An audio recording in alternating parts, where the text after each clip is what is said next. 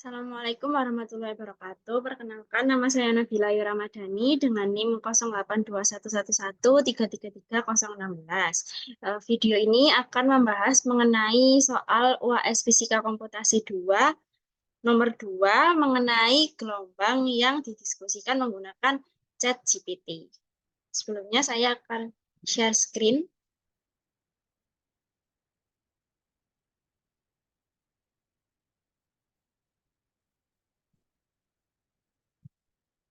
Nah, pertama-tama saya ingin mendiskusikan bagaimana ChatGPT mendefinisikan teori gelombang menurut fisika komputasi. Definisikan teori gelombang menurut fisika komputasi.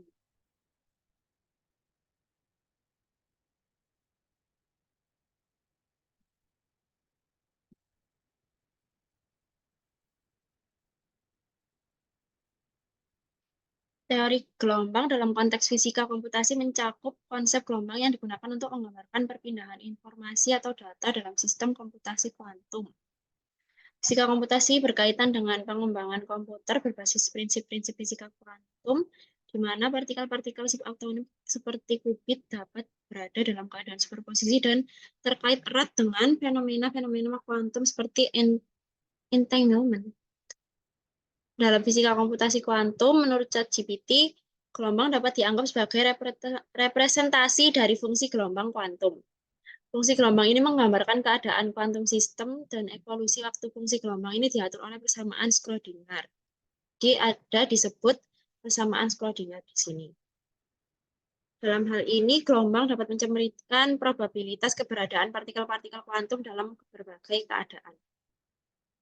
Lalu, dengan demikian, teori gelombang dalam fisika komputasi mencakup penggunaan konsep gelombang untuk menggambarkan perpindahan informasi. Oh. Lalu kita tanya lagi, bagaimana teori mengenai gelombang untuk fisika komputasi.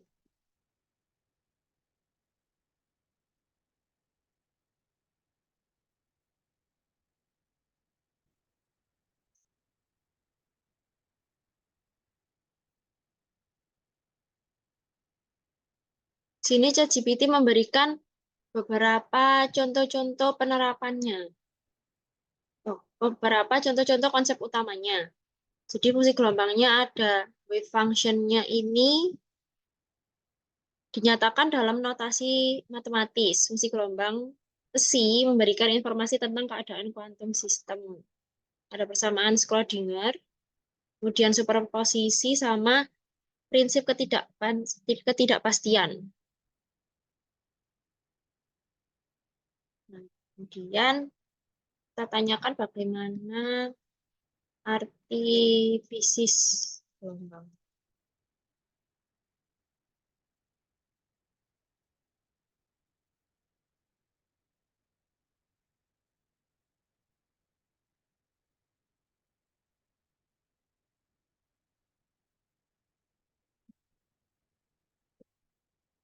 Di sini dijelaskan arti fisisnya gelombang itu tergantung sama konteks fisika yang kita ingin bahas. Jadi ada gelombang elektromagnetik, gelombang suara, dan gelombang kuantum. Kalau gelombang elektromagnetik ini energi yang merambat melalui ruang, jadi dia nggak perlu medium untuk bisa merambat. Contohnya ada gelombang cahaya sama gelombang radio. Di gelombang suara itu, nah ini gelombang mekanik. Gelombang mekanik itu gelombang yang perlu medium untuk bergetar. Jadi kalau misalkan nggak ada mediumnya, dia nggak bisa. Terus ada gelombang air sama gelombang kuantum. Tadi sudah disebutkan beberapa kali untuk gelombang kuantum dan persamaan Schrödinger. Terus kira-kira apakah fungsi gelombang ini tuh sama seperti perturbation?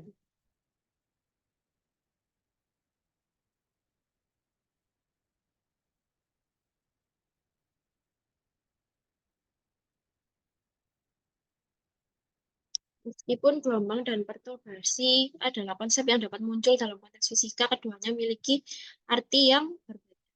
Jadi artinya beda. Gelombang sama perturbasi itu berbeda. Perturbasi ini menunjukkan gangguan atau perubahan kecil dalam suatu sistem fisika yang mungkin memiliki solusi yang sudah dikenal dalam mekanika kuantum. Perturbasi ini memodelkan efek kecil pada sistem yang sebelumnya sudah diketahui. Kalau gelombang itu lebih ke perambatan energinya, kalau misalkan perturbasi itu lebih ke gangguan atau perubahan kecil.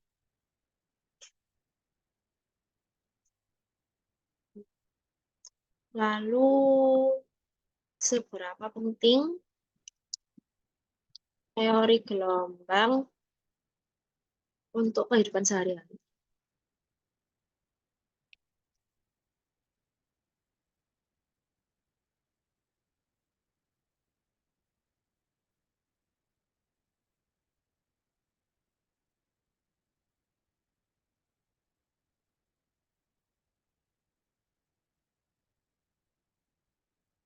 Teori gelombang memiliki dampak yang sangat besar pada kehidupan sehari-hari. Jadi, gelombang ini punya peran penting untuk kehidupan sehari-hari. Misalkan teknologi komunikasi. Teknologi komunikasi pasti salah satunya yang sangat-sangat dibutuhkan di zaman sekarang ini adalah HP dan juga laptop.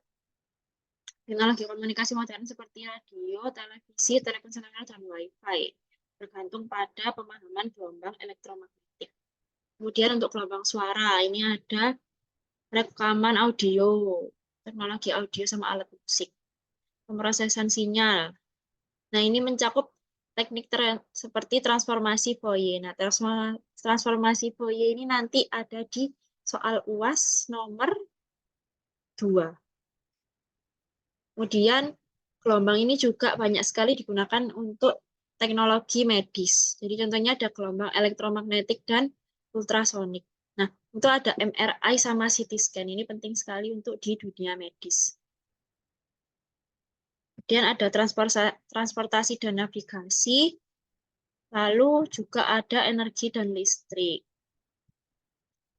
Untuk komputasi kuantum ini juga. Kita nanti akan mencoba membuat komputasinya, tapi dari ChatGPT. Apakah ChatGPT itu bisa untuk membuat sebuah coding?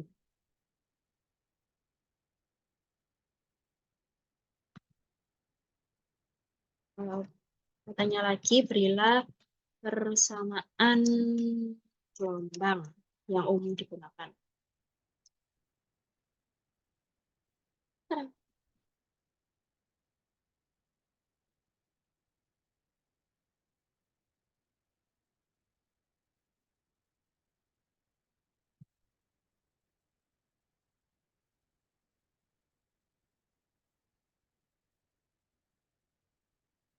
Ada persamaan gelombang mekanik. Nah, ini sering ini muncul di kuliah. Nah, Y, X, T, fungsi X dan T, sama dengan A sin, KX min, omega T plus C, V.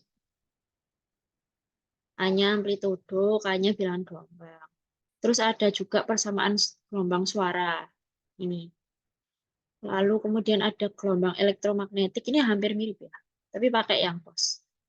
Terus persamaan gelombang difraksi sama persamaan gelombang kuantum. Ini persamaan gelombang Schrödinger non-relativistik untuk partikel tanpa spin.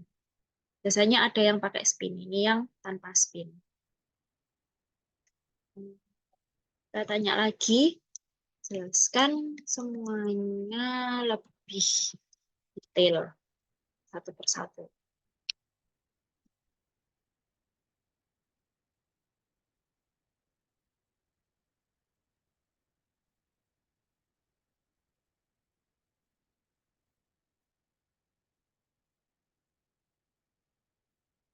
Baik, jawabannya masih sama ya, tidak jauh beda.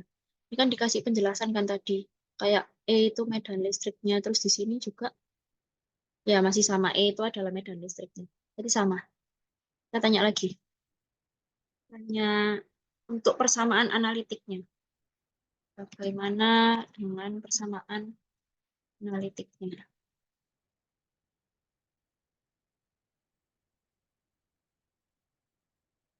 Uh.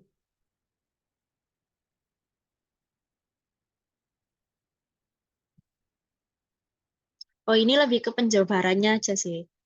Kalau K itu kan bisa didefinisikan dengan 2pi per lambda. Ya, K itu bisa didefinisikan sebagai 2pi per lambda. Terus omega itu 2pi F. Ini sama juga, K-nya 2pi per lambda. Nah, sama semua. Terus ini betanya juga didefinisikan jadi pi A per lambda sin theta. Ini juga K-nya udah diubah. Omeganya juga diubah. Oke, persamaan analitiknya kita sudah tanyakan. Kemudian digunakan untuk menjelaskan apa dalam kehidupan sehari-hari. Nah, untuk tanyanya untuk ini ya, persamaan gelombang mekanik dan persamaan Schrödinger. Karena tadi kan gelombang mekanik kan udah disebut, terus persamaan Schrödinger kan tadi juga disebut.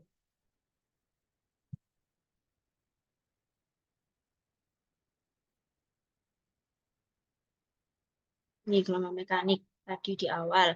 Terus yang gelombang, oh yang Schrödinger itu pakai yang bawah ini tadi, yang persamaan gelombang kuantum ya. Kedua persamaan ini memberikan dasar teoritis untuk memahami dan merancang fenomena gelombang dalam konteks mekanika klasik, gelombang mekanik dan mekanika kuantum.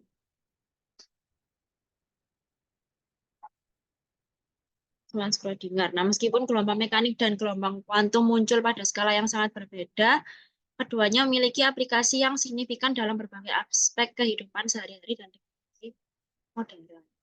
Ini yang untuk persamaan gelombang kuantum itu dia digunakan dalam kehidupan sehari-hari untuk menjelaskan perilaku elektron dalam atom. Ini sering sekali muncul di pelajaran atomik dan molekuler.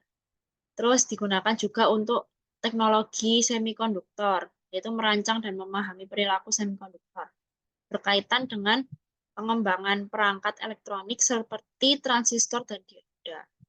Untuk yang aplikasi dalam kehidupan sehari-harinya punya gelombang mekanik ini sebenarnya ada banyak. Tapi ChatGPT jelasinnya untuk ini getaran senar pada alat musik. Jadi alat musik itu kan butuh untuk digetarkan. Terus sama gelombang bunyi dalam ruangan. Misalnya gelombang suara yang terjadi pada saat kita berbicara ini sekarang atau bernyanyi di dalam sebuah ruangan.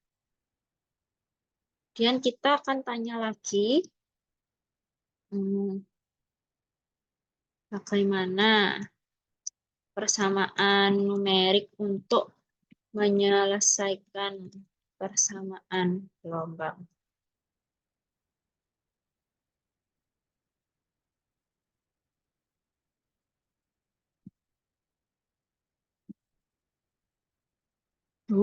Langsung muncul ini ya codingnya.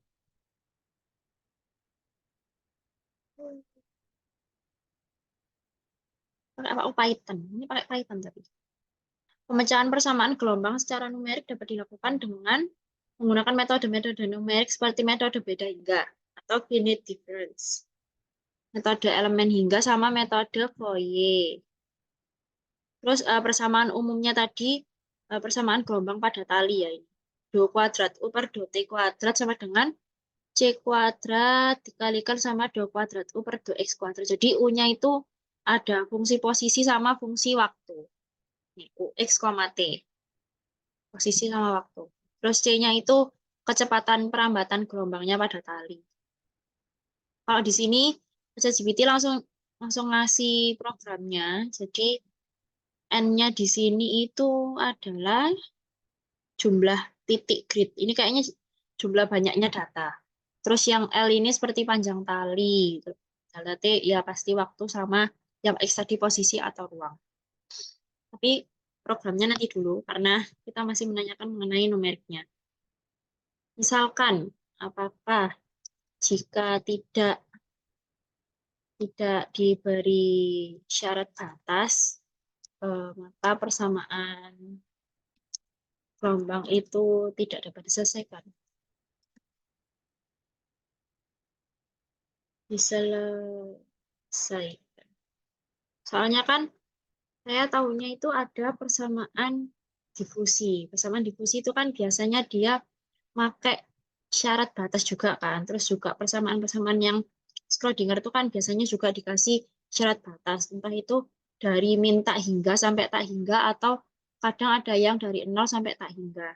Terus kalau yang difusi itu biasanya dikasih syarat juga. Kalau misalkan ketika suhunya sama ketika X-nya sama dengan nol gitu nanti suhunya berapa. Ketika Y-nya segini nanti suhunya berapa. Nah, kalau misalkan nggak diberi syarat batas itu kira-kira persamaan gelombang apakah bisa diselesaikan?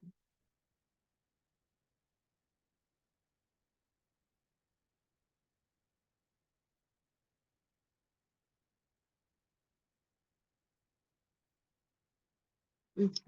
Persamaan gelombang dapat memiliki solusi yang dapat dihitung bahkan tanpa syarat batas. Berarti bisa meskipun nggak dikasih batas. Dalam beberapa kasus, penyelesaian persamaan gelombang dapat ditemukan tanpa perlu menetapkan syarat batas yang eksplisit. Namun pada umumnya, penyelesaian persamaan gelombang seringkali melibatkan syarat batas untuk memberikan kondisi awal atau batas pada sistem gelombang tersebut. Nah, ini biasanya PDE ya. Kalau syarat batasnya itu biasanya digunakan untuk yang persamaan diferensial parsial. Contoh syarat batas yang umum digunakan dalam konteks persamaan gelombang pada tali, melibatkan posisi ujung tali yang terfiksasi atau bebas bergerak. Oh, jadi penting untuk diingat bahwa persamaan gelombang seringkali muncul dalam berbagai konteks fisika yang berbeda dan syarat batas yang dibutuhkan akan tergantung pada sistem dan fenomena khusus yang dijelaskan. Tapi syarat batas itu biasanya membantu menyediakan informasi yang cukup untuk menyelesaikan masalah gitu. Jadi kalau misalkan dikasih syarat batas itu mungkin akan solusinya lebih mudah dicari. Bertanya lagi, apakah persamaan numerik yang tadi, persamaan numeriknya tadi ini, numerik yang tadi itu tersebut sama seperti ketika kita mencari distribusi panas di suatu plat.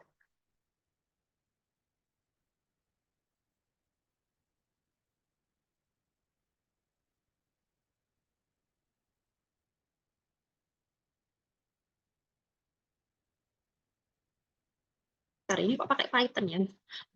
Coba ya. Kita pakainya yang GNU Okta. GNU Okta.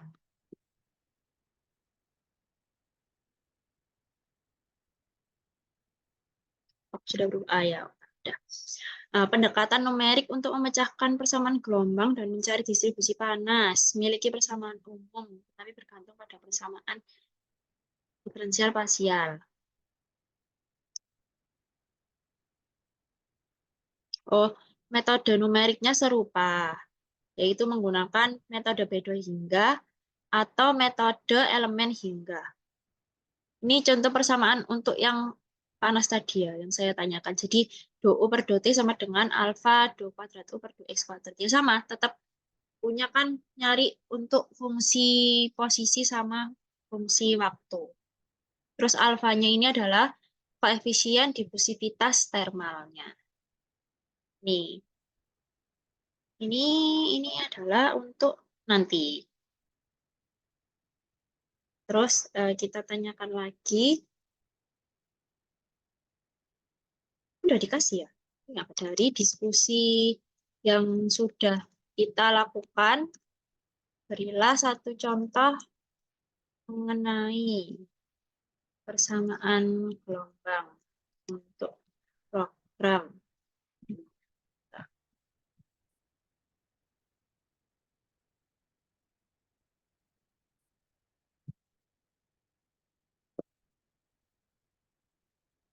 Nah, ini penuh oktavnya ngasih persamaan gelombang pada tali. Jadi, contoh yang kita dapat ini disuruh mengerjakan untuk persamaan gelombang tali.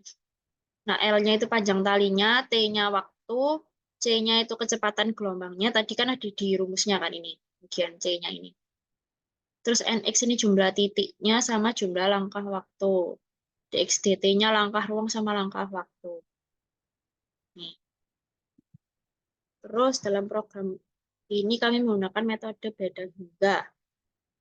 Hmm, coba kita salin apakah ini programnya bisa dipakai di apa? Di GNU Okta. Stop share. Terus kita share screen untuk yang Okta-nya. Nah, ini Okta-nya. Ini kan udah saya salin. Sekarang ditambah. Nah, apakah nanti kalau pas kita run ini dia sudah bisa? Kalau misalkan nantinya belum bisa, berarti ada yang salah sama ChatGPT-nya. Simpen simpen di sini.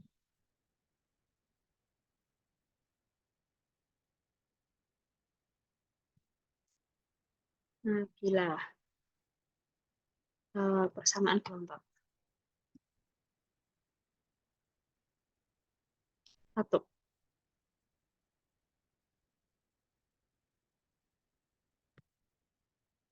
error. Headline 21 column 1. Berarti di yang iterasinya. Nah, biasanya ini emang sering error di bagian iterasinya. Coba kalau misalkan kita nggak pakai iterasinya. Kita tanya lagi.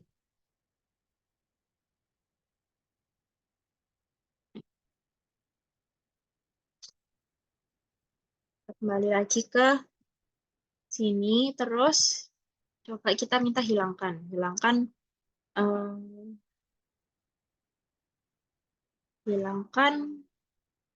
program hitung iterasi menggunakan metode beda hingga.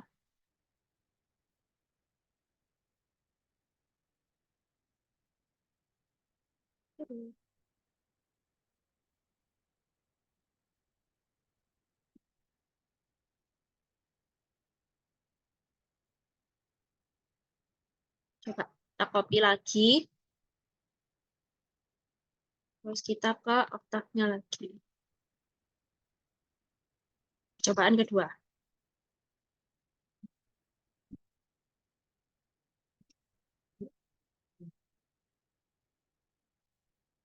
Gelombang dua.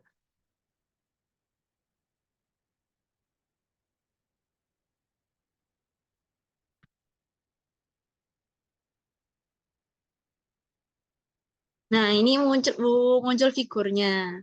Ini simulasi gelombang pada tali. Jadi kan tadi kan kita dikasihnya itu ini ada waktu sama ada posisi. Nah, ini yang muncul itu tiga dimensi ya ini.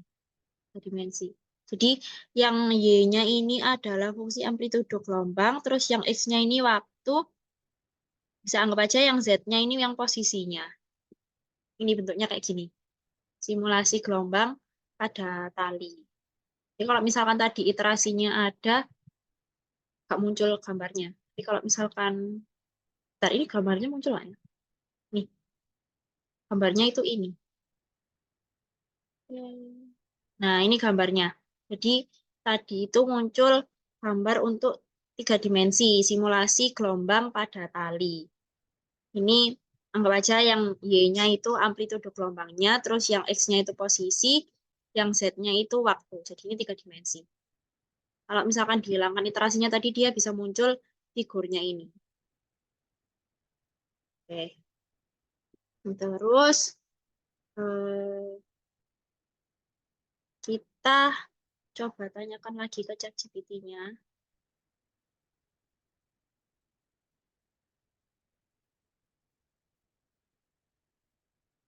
Jadi berarti udah ketemu solusi analitik sama solusi numeriknya untuk menampilkan grafik simulasi gelombang pada tali. Kita tanya lagi kan, jelaskan maksud dari program yang sudah diberikan tadi.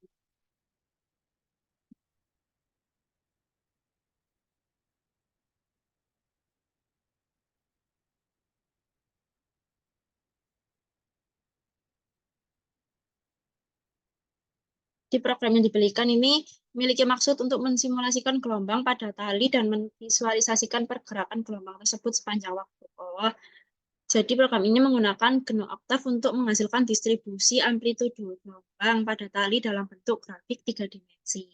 Benar, tadi untuk L-nya itu panjang talinya, T-nya untuk waktu simulasi, C-nya itu kecepatan gelombang. Terus menginisialisasi grid spasial X dan grid waktu T.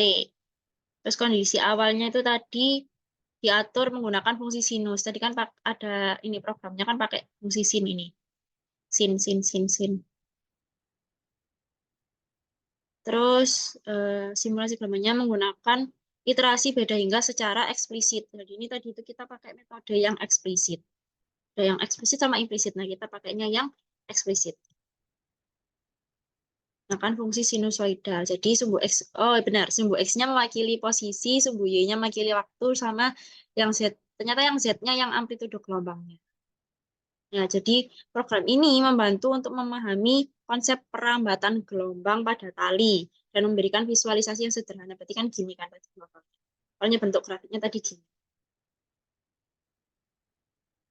Baik, berarti ChatGPT sudah bisa memunculkan persamaan analitik sama persamaan numeriknya, terus kita juga sudah dikasih program komputasinya dan bisa dipahami.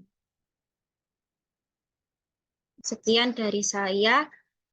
Kurang lebihnya mohon maaf jika ada salah kata dan kurang dalam memberikan pemahaman. Wassalamualaikum warahmatullahi wabarakatuh. Terima kasih banyak.